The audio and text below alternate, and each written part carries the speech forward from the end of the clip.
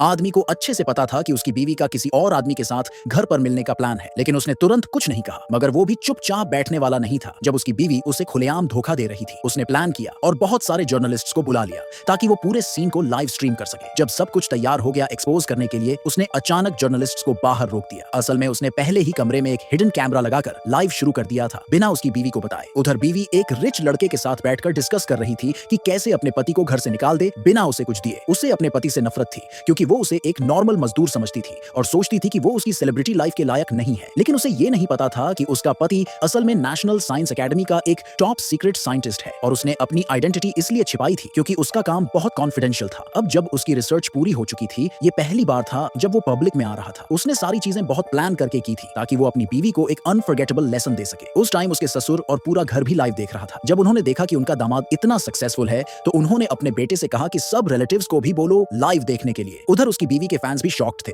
कुछ जेलस थे कि उसके जैसा परफेक्ट हस्बैंड किसी को कैसे मिल गया। जैसे जैसे ये पूरा मामला वायरल होता गया और लोग लाइव से जुड़ते गए, जब फाइनली हस्बैंड ने दरवाजा खोला, बीवी शॉक्ड हुई, लेकिन उसने एक्सप्रेशन नहीं बदला क्योंकि उसे अपने बॉयफ्रेंड पर पूरा भरोसा था जो एक बड़े बिजनेस का मालिक का बेटा था। वो लड़की पिजामा में सीढ़ियों से नीचे उतरी, बहुत ही बदतमीज और बिना किसी गिल्ट के। उसके हस्बैंड ने जब उससे सवाल किए तो उसने जीरो रिस्पेक्ट दिखाई। वहीं रिच वाला लड़का बहुत एरोगेंट बनकर सामने आया और सारे जर्नलिस्ट्स को बाहर निकाल दिया। इन दोनों में से किसी को भी अंदाजा नहीं था कि असली बवाल तो अब आने वाला है, क्योंकि गुलाबों के गुलदस्ते में छुपा हुआ एक और कैमरा अभी भी क्वाइटली लाइव चल रहा था। रिच लड़का उस आदमी का मजाक उड़ाने लगा और उसे ककोल्ड कहकर इंसल्ट किया। औरत ने तो हद ही कर दी। उसने अपने पति को थप्पड़ मारा और बोली, हाँ मैंने तुम्हें धोखा दिया है तो क्या। ये पूरा सीन लाइव में आग की तरह फैल गया। जो इमेज उसने सालों में बनाई थी वो एक सेकंड में पूरी तरह से बर्बाद हो गई। उसका बाप इतना गुस्से में आ गया कि उसने अपना फोन जमीन पर फेंक दिया। उसके रियल पिता ने तुरंत अपने बेटे से बोला कि उसे कॉल करो, लेकिन जैसे हर बार वो रिच लड़के से मिलने जाती थी उसने अपना फोन बंद रखा था। उसे लगा सब सेफ है, कोई उसे डिस्टर्ब नहीं करेगा, तो उसने अपना असली चेहरा अपने हस्बैंड के सामने दिखा दिया। लेकिन उसे पता नहीं था